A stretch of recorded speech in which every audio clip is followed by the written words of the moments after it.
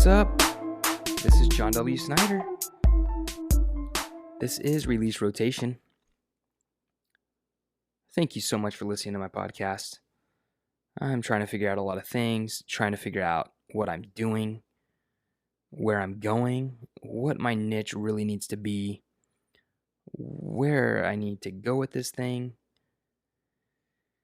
Because I gotta be honest, when I go and look at my numbers on Anchor's website that shows my number of total plays, my estimated audience size, my plays for like the last episodes, so on and so forth, it's pretty depressing when you really get down to it. My plays are being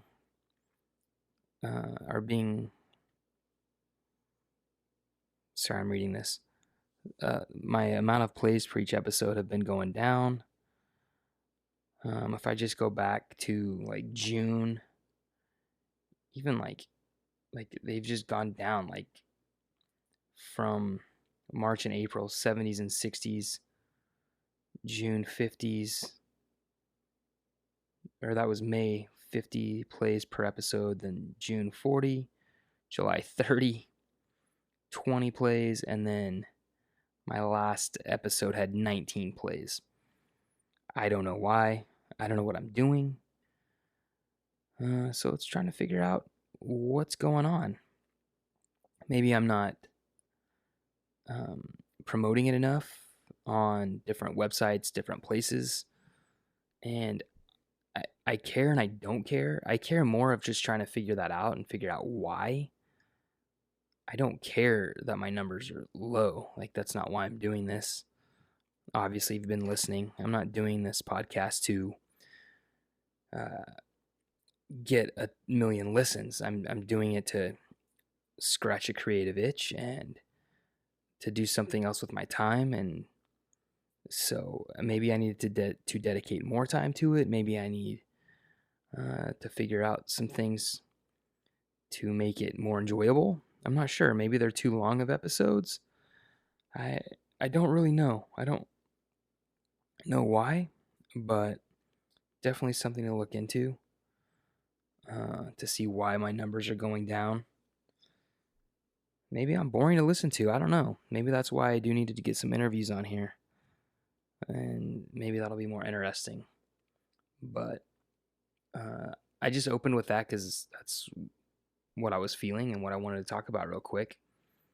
Because, part of this podcast is just me processing things and going through this journey. So thank you for listening, for those of you that do. And I'll figure it out. Again, I've got forever. Not really forever, but I've got a good 10 years till I really want this thing to take off. So I'm not even in 1 year yet. So at least taking it seriously, doing one a week. My first one, though, was on my birthday in 2018. But those were all like 5-minute, 4-minute. What's crazy is those had like over 115 listens because they were 5 minutes long, 2 minutes long, maybe. I'm not sure. Not that it matters again. I'm just trying to figure it out, the analytics, the data, figure out what I can do. Because I don't care about the numbers, but I do because I want to be interesting. I want to be, someone that you want to listen to on a podcast or whatever it might be. And so trying to figure that out. It's a little depressing when you get down to it. Not depressing, but I don't know. Not depressed at all, but I'm just like, I think more confused. Just trying to figure it out. But it is what it is. We'll get there. And maybe it's because the NBA season's over and I typically talk about basketball and I haven't been the last few weeks or a couple months.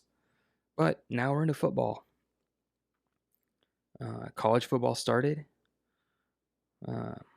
This last weekend was like the real weekend. My Oklahoma State Cowboys won at Oregon State.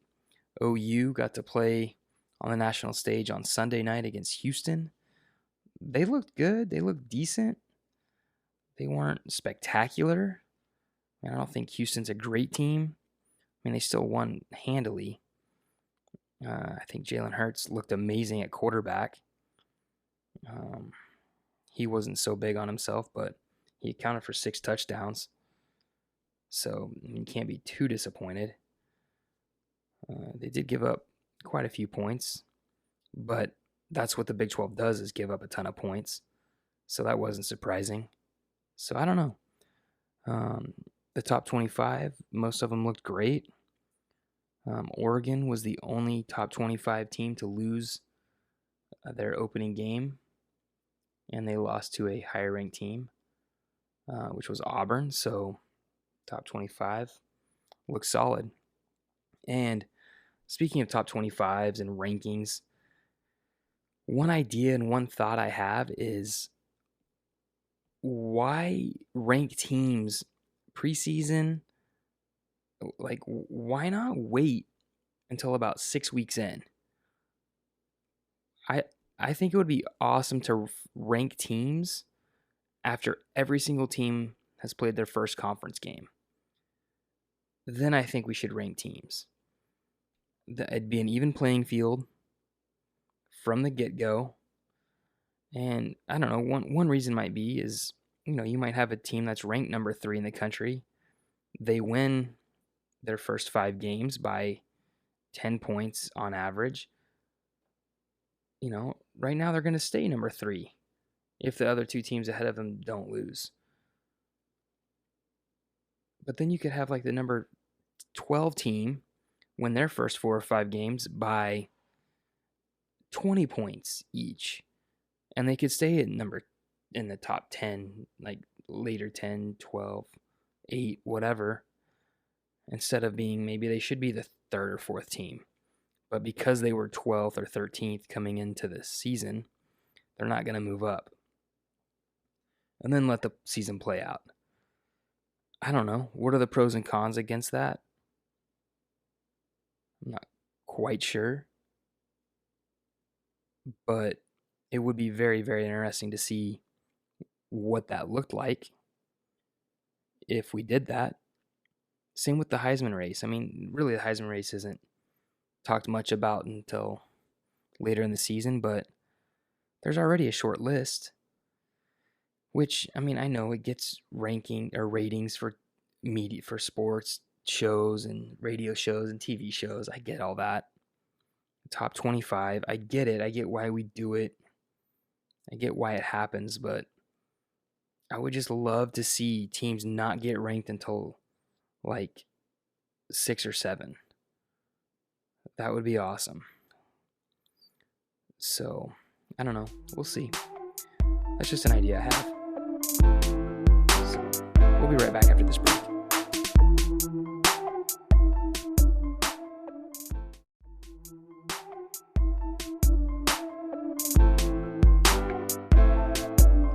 All right, we're back. So one thing that I've wanted to get better and better at has been storytelling. It's something that I've struggled with, is storytelling, and I want to get better at it. It's something that's not come too easy if I don't really have a good story to tell, I guess. But I actually got an advanced copy of a book called Stories That Stick. It's by Kendra Hall.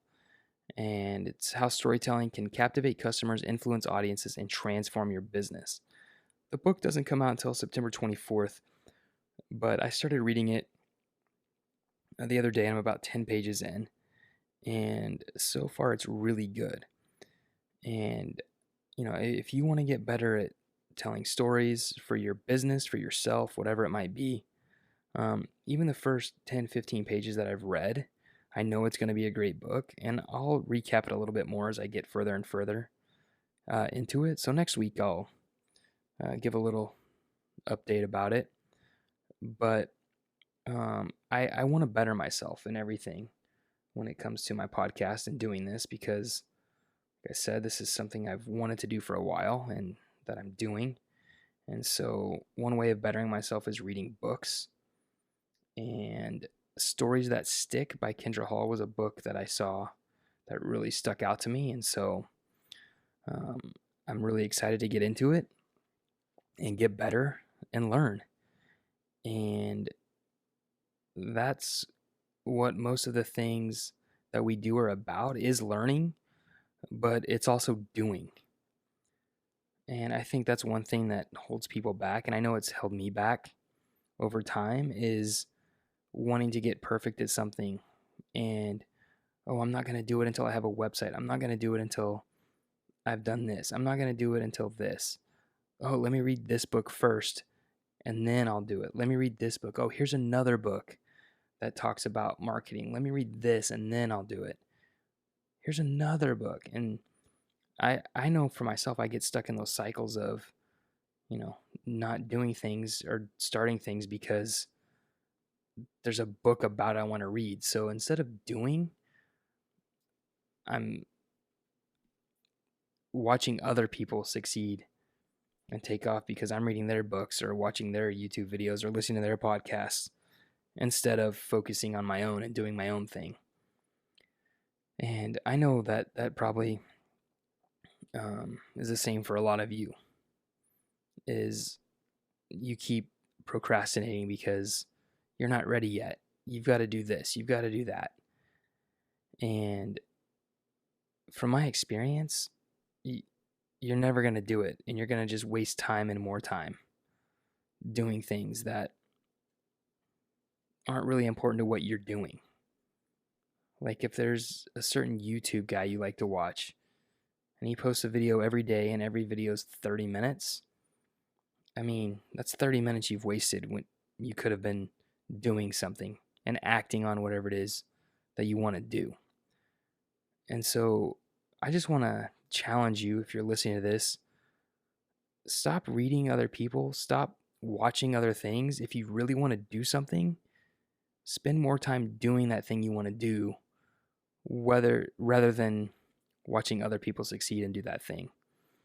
Because I know over time I've learned that, sure, I've learned a lot from reading and watching stuff, but you also learn a ton by doing. You learn what to do, what not to do. Just like I'm trying to do with these analytics and these numbers. Like, instead of spending time listening to a sports podcast, I know that's funny to say, but I only do this once a week. I don't do this every day. But instead of listening to something for 30, 45 minutes, I could read or do some research for 30, 45 minutes. And I'm not saying cut it all out, but narrow it down. Like if you're watching too much stuff or too many things, and maybe you're not even watching things to better yourself or reading things to better yourself. Maybe you're binge watching Friends on Netflix, or watching something that doesn't really matter and isn't going to make you better at whatever it is you want to be better at or the best at. Because it doesn't matter what you do. The market's going to decide what the best is and who the best is. Sure, there's going to be different tiers and levels, but when it comes down to it, how are you going to be the best in your field? How are you going to be the best in your niche? And it's by doing it and doing it and doing it and doing it and doing it and keep doing it. That's how you're going to be the best at it. Not by wasting your time doing other things that don't matter. And maybe the thing is, you don't want to be the best at it. Maybe you're fine watching Friends for 4 hours or something. That's fine too. But if that is the case, you can't complain about not getting better and about people not listening to you or watching your YouTube channels. Don't complain about those things if you're not putting in the work. That's really all I have to say. I'm done for this week. I'm tired. See ya.